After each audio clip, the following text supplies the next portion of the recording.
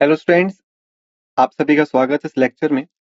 तो जैसा कि हम सभी जानते हैं कि हम लोग टर्म या की को कवर कर रहे हैं या यूं कहें करंट अफेयर्स को कवर कर रहे हैं। और आज हम देखेंगे 14 दिसंबर 2024 को हुई कुछ महत्वपूर्ण घटनाओं के बारे में। इस लेक्चर में हम पढ़ेंगे अंतर्राष्ट्रीय समाचारों के बारे में, राष्ट्रीय समाचारों के बारे में, बैंकिंग और वित्तीय समाचारों के बारे में, विज्ञान और प्रौद्योगिकी समाचारों के बारे में, खेल समाचारों के बारे में, महत्वपूर्ण दिनों की खबरों के बारे में, रैंक और रिपोर्ट समाचार के बारे में, सम्मेलन और शिखर सम्मेलन समाचारों के बारे में, नियुक्तियां और इस्तीफे समाचारों के बारे में। एक बार दोबारा से देख लेते हैं। अंतर्राष्ट्रीय समाचार, राष्ट्रीय समाचार, बैंकिंग और वित्तीय समाचार, विज्ञान और प्रौद्योगिकी समाचार, खेल समाचार, महत्वपूर्ण दिनों की खबरें, रैंक और रिपोर्ट समाचार, सम्मेलन और शिखर सम्मेलन समाचार, नियुक्तियां और इस्तीफे समाचार। तो ये कुछ महत्वपूर्ण क्षेत्र होने जा रहे हैं जहां पे हुई कुछ महत्वपूर्ण घटनाओं को, जो कि 14 दिसंबर 2024 को हुई थी, हम उनके बारे में जानने का प्रयास करें। लेकिन शुरुआत से पहले हर बार की तरह इस बार भी एक छोटा सा डिस्क्लेमर है, एक छोटा सा आसवीकरण है जो कि हमें यहाँ पे समझना बहुत ही जरूरी है। आसवीकरण कुछ इस प्रकार से है कि हमारे स्लाइड डेक में उपयोग की गई छवियां केवल शैक्षिक उद्देश्यों के लिए है। हम इन छवियों के मूल रचनाकारों और मालिकों के बौद्धिक संपदा अधिकारों का सम्मान करते हैं। यदि आप इस डेक में उपयोग की गई किसी भी छवि के मालिक हैं और कोई भी चिंता या समस्या है तो कृपया sathi@iitk.ac.in पर संपर्क करें और हम इन छवियों को हटा दें।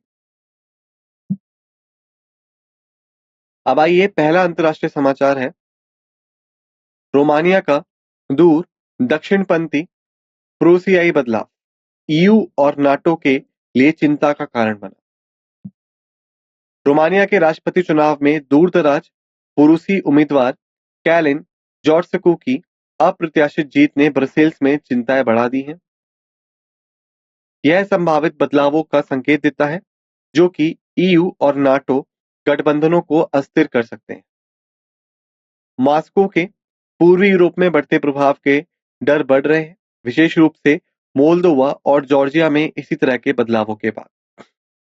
यदि जॉर्जसकू 8 दिसंबर के रन ऑफ में जीतते हैं तो रोमानिया पश्चिमी विरोधी नीतियों की ओर बढ़ सकता है, जिससे यूरोपीय संघ की एकता और प्रभावित हो सकती है।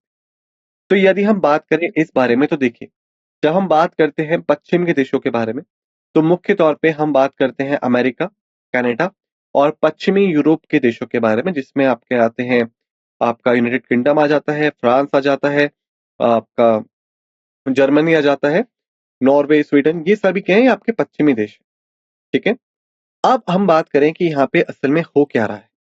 तो देखिए, यूरोपियन यूनियन और नाटो, ये दो संगठन है।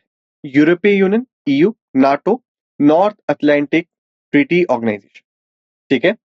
तो ये दोनों संगठन जो हैं, ये दोनों शुरुआत से लेके अब तक भी रूस के विरोध में रहे हैं।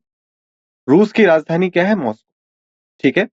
पश्चिमी देशों में इन दोनों संगठनों का काफी गहरा प्रभाव है और यूरोप में भी काफी हद तक एक गहरा प्रभाव था।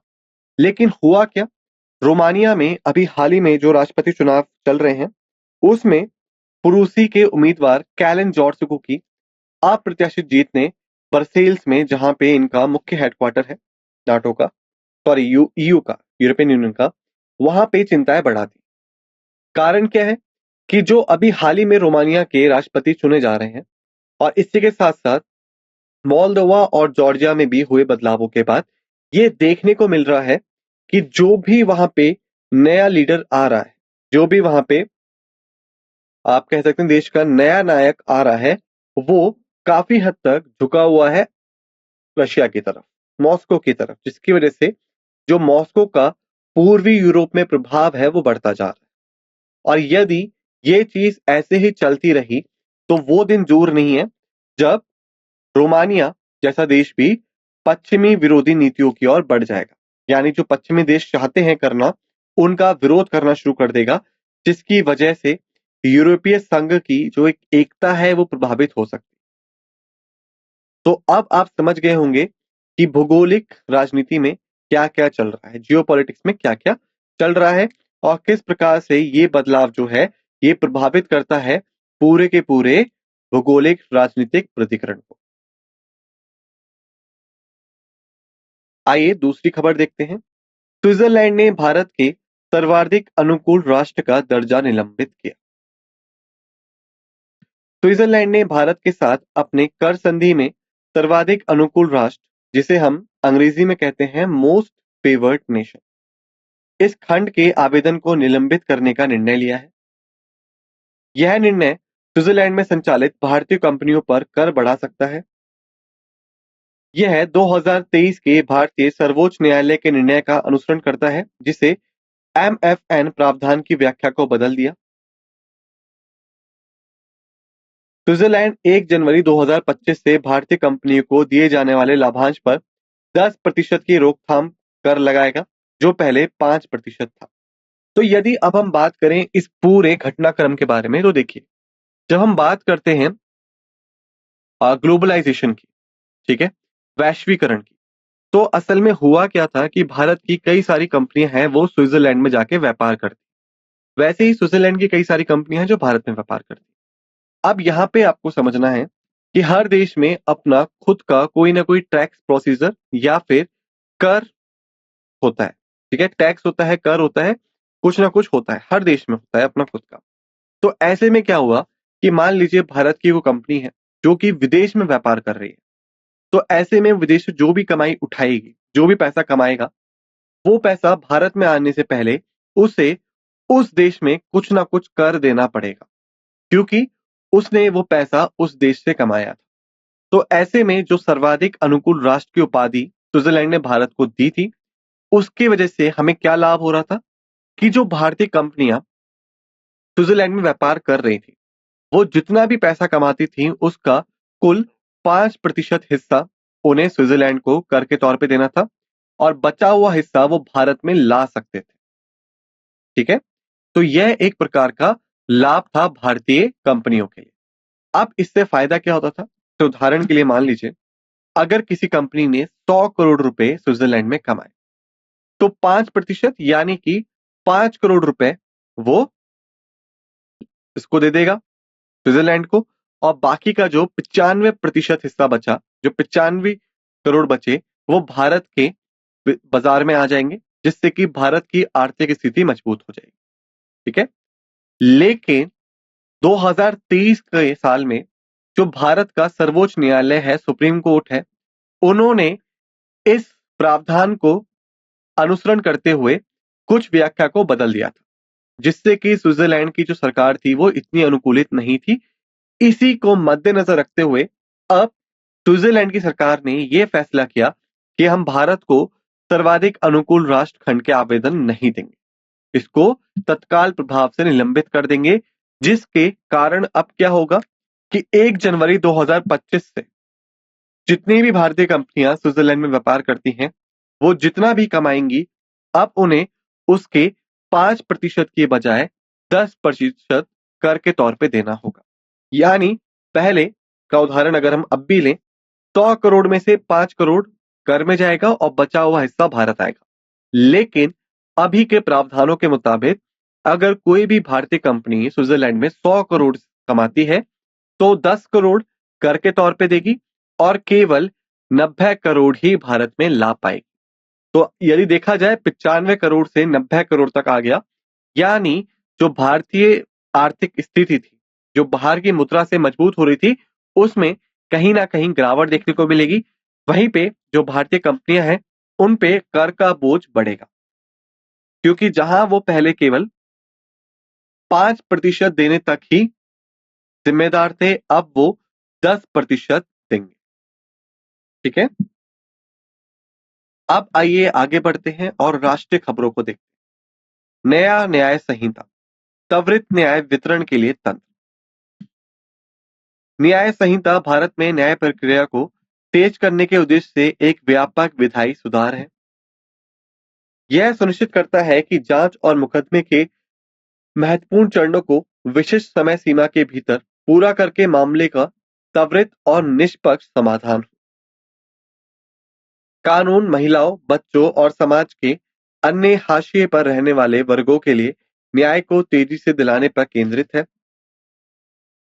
यह सुधार कानूनी प्रणाली में जनता का विश्वास बहाल करने, मामलों के बैकलॉग को कम करने और समय पर न्याय प्रदान करने का लक्ष्य रखते हैं। तो देखिए, अगर हम बात करें अब इस बारे में, तो ये सब शुरू होता है ब्रिटिश काल के दौरान। इस खबर को समझने के लिए एक चक्कर हमें ब्रिटिश काल का मानना पड़ेगा। ब्रिटिश काल में क्या होता है कि जो ब्रिटिश थे, उन्होंने देखा कि जो राजा महाराजा हुआ करते थे हिंदुस्तान के, वही मुख्य न्यायाधीश भी हुआ करते थे। ठीक है, न्याय करने की जो जिम्मेदारी थी वो राजा महाराजाओं पे थी। ब्रिटिशर्स ने क्या करा कि इस फैसले को और इस व्यवस्था को बदलने के लिए राजा को न्याय से अलग कर दिया। यानी राजा जो है वो सिर्फ राजनीतिक और आर्थिक परिप्रेक्ष्य देखेगा। हालांकि वो नियम बना सकता है, लेकिन वो नियम किस प्रकार लागू होंगे या किसी ने उन नियमों का उल्लंघन किया है क्या नहीं, इस पे राजा अपना समय व्यतीत नहीं करेगा, बल्कि एक न्यायालय बनेगा और न्यायाधीश इस चीज को देखेगा। इसी के तहत अंग्रेजों ने कई सारे चीजें भी भारत में मुहैया कराई, जैसे कि IPC, Indian penal code, CrPC, आप कह सकते हैं criminal and civil procedure code. इसके तहत कई सारी चीजें भारत में आई, लेकिन ये सभी चीजें जो थी ये 19वीं शताब्दी से स्थापित होने शुरू हुई थी। तो इनका अगर आप विवरण देखेंगे कि तो काफी पुरानी चीज है।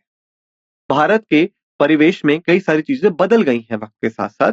तो इसी वजह से जो भारतीय न्याय प्रणाली थी वो काफी धीमी होती जा रही। इस चीज को सुधारने के लिए भारत ने भी हाल ही में खुद की भारतीय न्याय संहिता की शुरुआत करी और पुरानी चीजों को नई चीजों से काफी हद तक बदल दिया।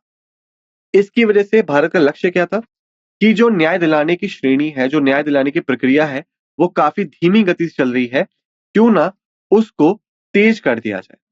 लेकिन न्याय देने की प्रक्रिया तो तेज हो, परंतु जो जांच से लेके मुकदमे के महत्वपूर्ण चरण हैं, उनमें इस बात का ध्यान रखा जाए कि वो विशिष्ट समय सीमा के भीतर तो पूरे हों, लेकिन त्वरित और निष्पक्ष समाधान हो। यह ना हो कि कोई चीजें छूट गई थी या फिर किसी ना किसी का पक्ष लेकर समाधान दिया गया। यह नहीं होना चाहिए, न्याय न्याय होना चाहिए। इसमें किन वर्गों को कमजोर वर्ग समझा गया, महिलाओं को, बच्चों को और समाज में कुछ और अन्य हाशिए वर्गों को, ताकि उन्हें न्याय तेजी से दिलाया जा सके। ठीक है, यह सुधार जो था ये असल में कानूनी प्रणाली में जनता का विश्वास बहाल करने के लिए था। क्योंकि हुआ कि आपने कई बार सुना होगा, न्याय में देरी न्याय मना करना है, यानी कि जस्टिस डिले जस्टिस डिनाइड। आपने कई बार सुनी होगी जी। मतलब क्या है, जैसे मान लीजिए अगर आपके साथ कोई चीज 2009 में हुई, आप उसके लिए न्यायालय जाते हैं और आपकी चीज का समाधान 2030 तक भी नहीं हो पाता है, तो क्या होता है कि लोगों का विश्वास उठने लगता है कि कौन जाएगा कानून के तरीके से, कौन जाएगा न्यायालय, कौन जाएगा इतनी ज्यादा प्रक्रियाओं के बीच। तो इसी चीज की वजह से जो जनता का विश्वास था, जो न्याय प्रक्रिया में खत्म होता जा रहा था, उसको बहाल करने के लिए, कानूनी प्रणाली में जनता का विश्वास बहाल करने के लिए इस न्याय संहिता को लाया गया। ठीक है, ताकि जो बैकलॉग है वो कम हो और समय पर ही न्याय प्रदान किया जा सके। वहीं पे आइए अब आगे बढ़ते हैं। प्रयागराज, पीएम मोदी ने महाकुंभ की तैयारी के लिए परियोजनाओं का उद्घाटन किया। प्रधानमंत्री नरेंद्र मोदी ने प्रयागराज में शहर के बुनियादी ढांचे को सुधारने के लिए कई विकास परियोजनाओं का उद्घाटन किया। इन परियोजनाओं का उद्देश्य 2025 में महाकुंभ में आने वाले तीर्थ यात्रियों के लिए बेहतर सुविधाएं प्रदान करना है। प्रधानमंत्री ने इस कार्यक्रम के सांस्कृतिक, आध्यात्मिक और आर्थिक महत्व को भी उजागर किया। उन्होंने महाकुंभ को एकता का महायज्ञ बताया, जो जाति, संप्रदाय और क्षेत्रीय भेदभाव से परे है।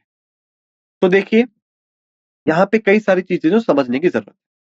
पहले यदि हम बात करें प्रयागराज की, तो प्रयागराज, उसको हम पहले किस नाम से जानते थे? इलाहाबाद नाम से जानते थे। ठीक है, प्रयागराज मशहूर किस लिए है? प्रयागराज में असल में संगम है। किन तीन नदियों का संगम यहाँ पे मिलता है? गंगा, यमुना और सरस्वती।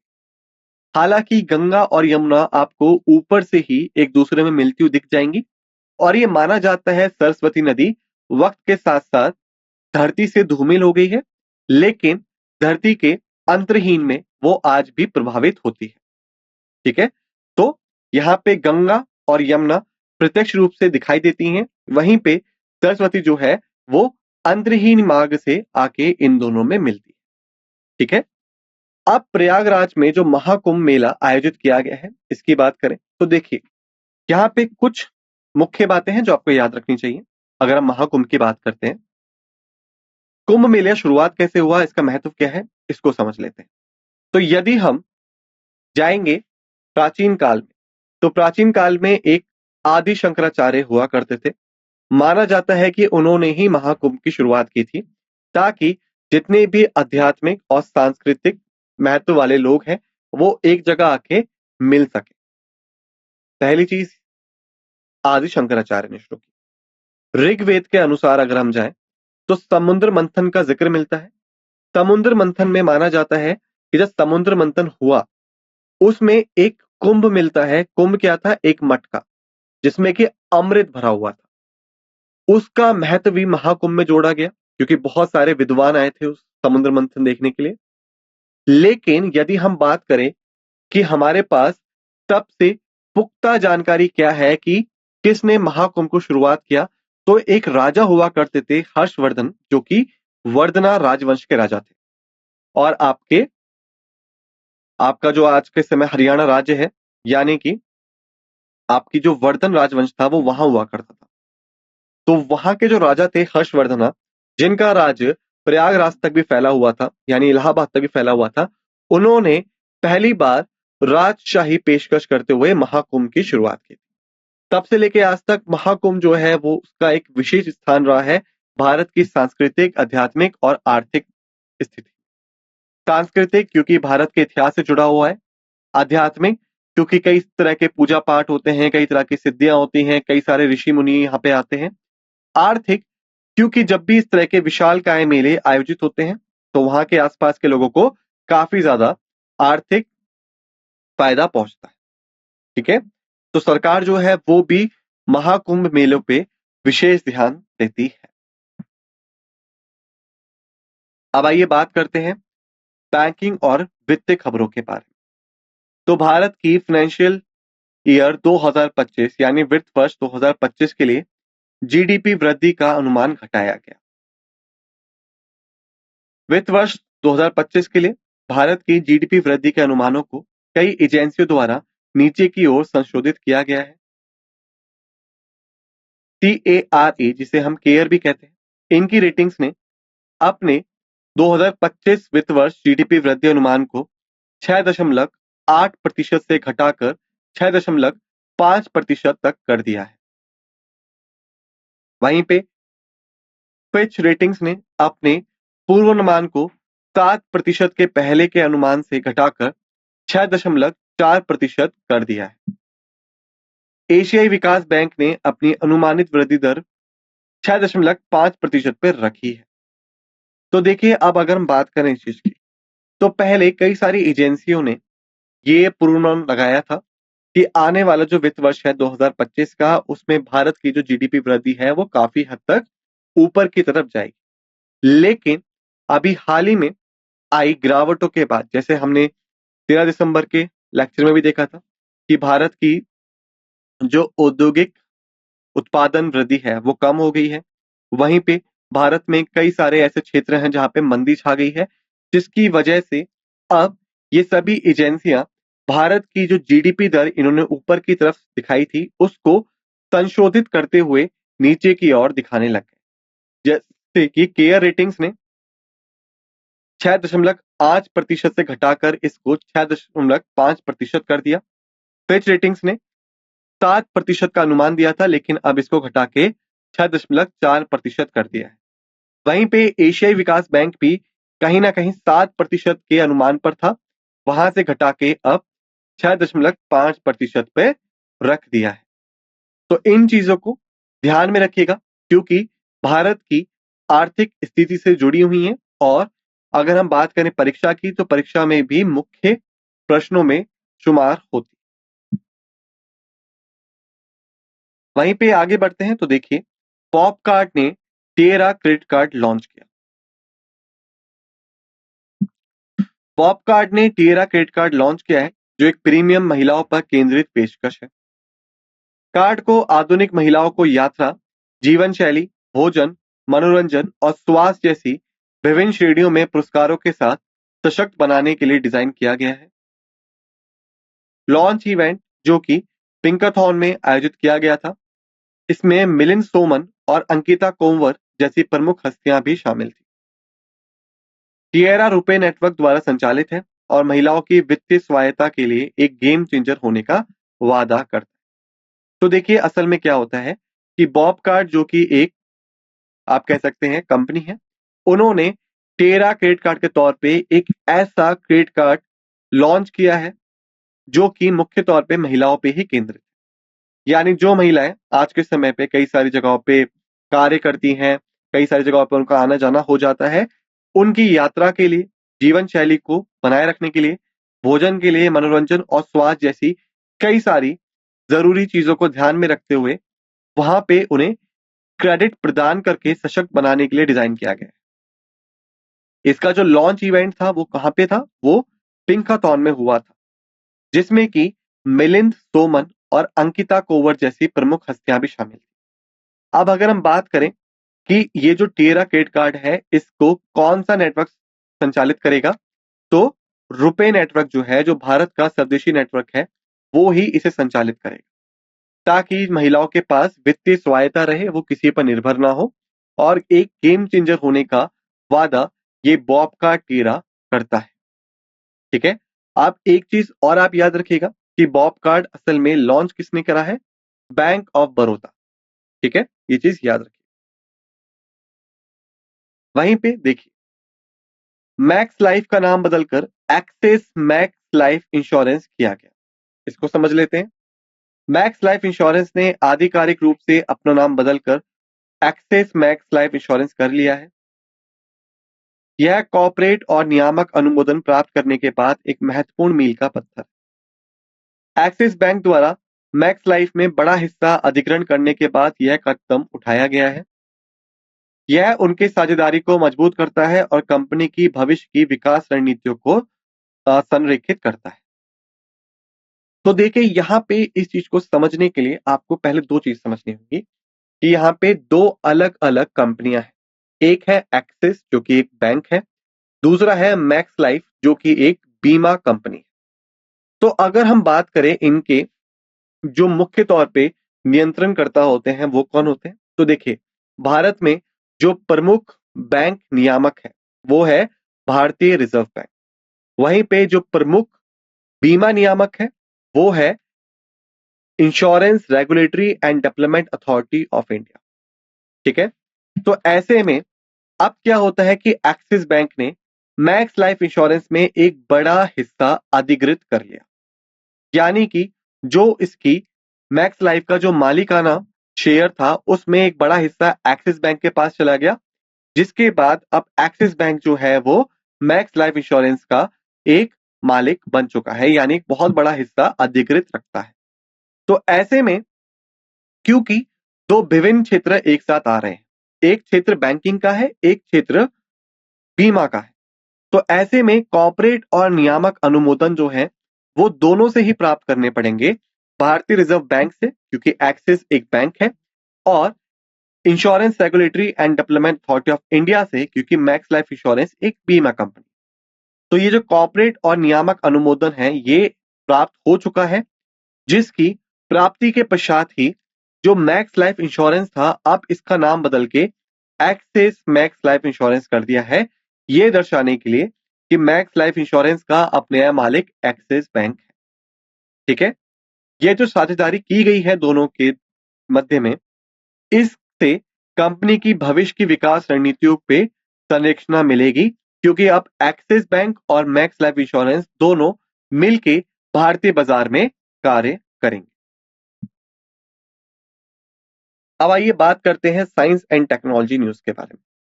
फेम 30, भारत में इलेक्ट्रिक गतिशीलता के लिए नया मील का पत्थर।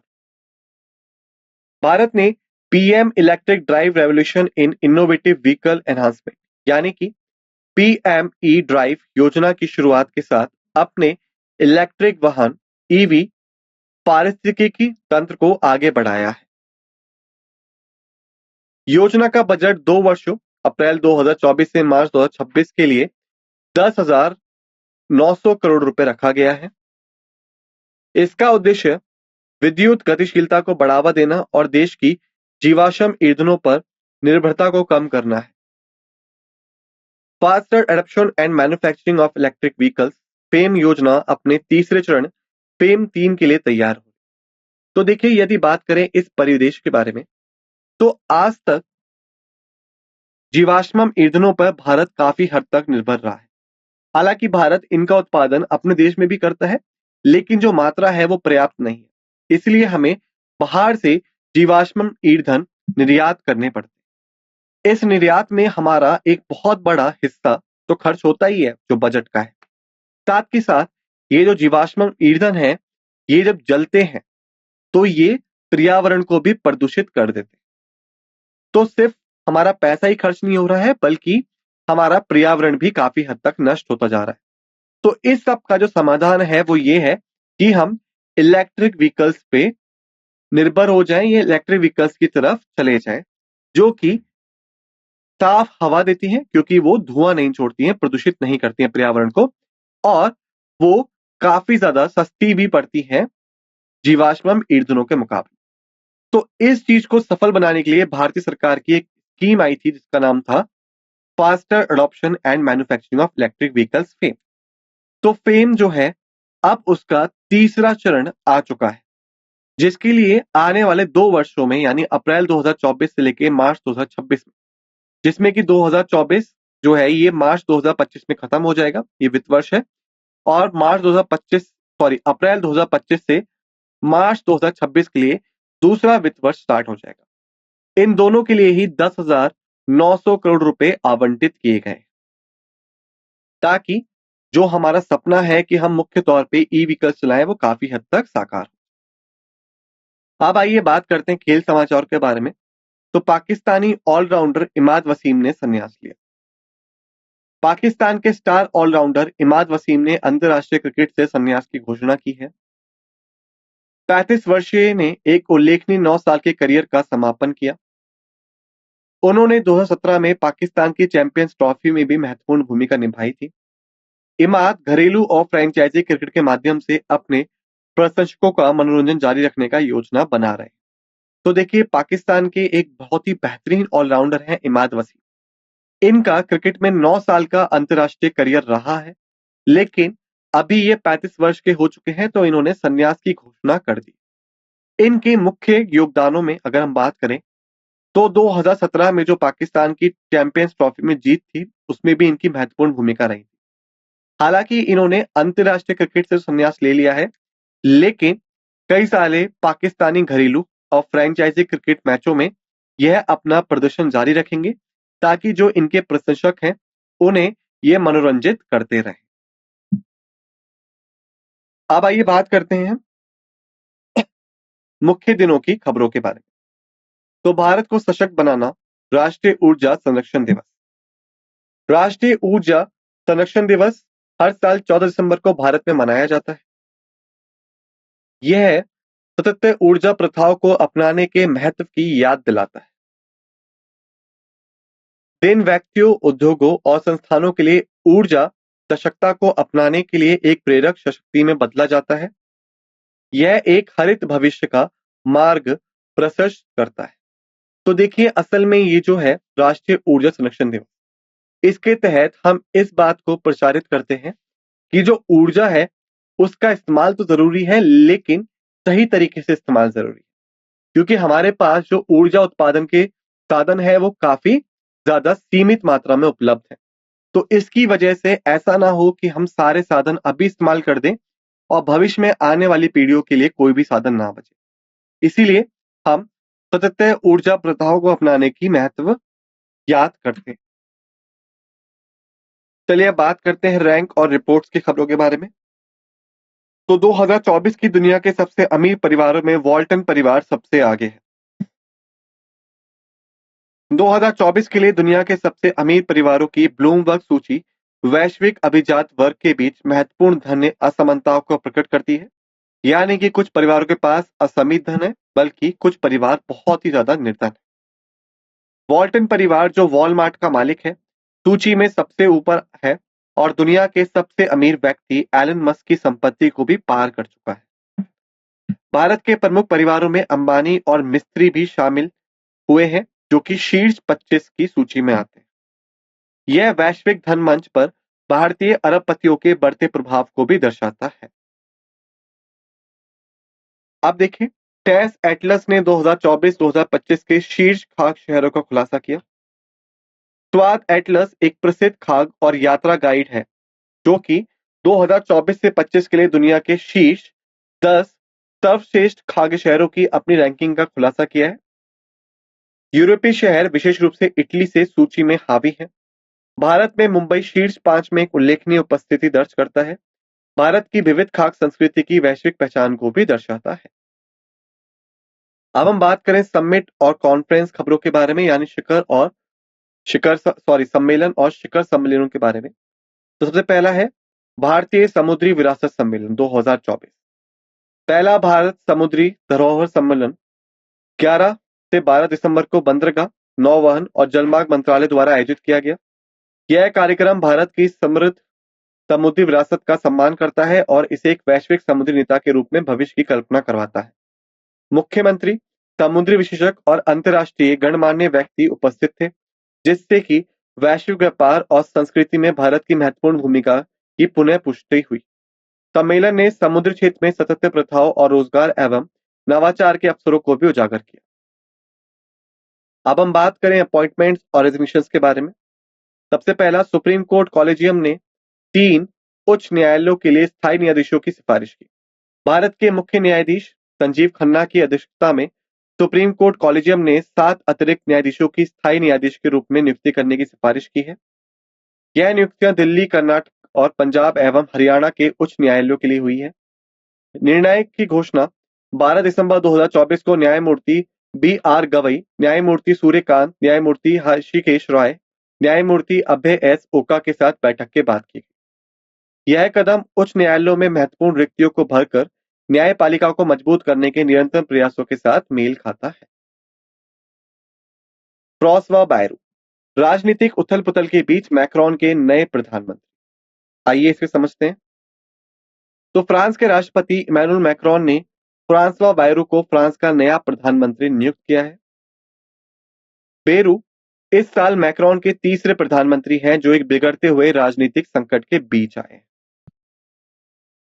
उसे महत्वपूर्ण विधेयकों को पारित करने के लिए विभाजित संसद को नेविगेट करने की तत्काल चुनौतियों का सामना करना पड़ रहा है, विशेष रूप से विवादास्पद 2025 बजट विधेयक के लिए। अविश्वास प्रस्ताव के बाद मिशेल बार्नियर की अल्पसंख्यक सरकार को हटाने के बाद यह नियुक्ति हुई। तो देखिए, अभी फ्रांस का जो राजनीतिक परिप्रेक्ष्य है, वहां पे कई सारी उथल-पुथल चल रही है। ऐसे में जो वहां के मौजूदा राष्ट्रपति हैं इमैनुअल मैक्रोन, उन्होंने अपने एक नए प्रधानमंत्री को नियुक्त किया है, जो कि फ्रांसवा बायरू है। अब खास बात यह है कि इनकी नियुक्ति उस समय हुई है जब फ्रांस में भारी राजनीतिक उथल-पुथल चल रही है, जिसकी वजह से बायरू को कई सारे राजनीतिक महत्वपूर्ण विधेयकों को पारित करने में मुश्किलों का सामना करना पड़ रहा है, जिसमें सबसे मुख्य कौन सा है? 2025 का बजट विधेयक। ठीक है, आइए अब आगे बढ़ते हैं। मनीष जैन यस बैंक में कार्यकारी निदेशक नियुक्त। यस बैंक ने मनीष जैन को बैंक का कार्यकारी निदेशक, पूर्णकालिक निदेशक नियुक्त करने की घोषणा की है। जैन की नियुक्ति 3 साल की अवधि के लिए की गई है, जो कि 11 दिसंबर 2024 से 10 दिसंबर 2027 तक रहेगी। यह कदम बैंक के निदेशक मंडल के एक पूर्व प्रस्ताव का अनुसरण करता है और यस बैंक के शेयरधारकों की मंजूरी के अधीन होगा। मनीष जैन कॉर्पोरेट और होलसेल बैंकिंग में व्यापक अनुभव प्राप्त कर चुके व्यक्ति हैं, जिसकी वजह से उन्हें कार्यकारी निदेशक नियुक्त किया गया। इसी के साथ हमने इस लेक्चर को समाप्त कर लिया है। आप सभी से निवेदन है कि जो भी चीजें हमने यहाँ पढ़ी समझी, उन्हें अच्छे से रिवाइज कर लीजिएगा।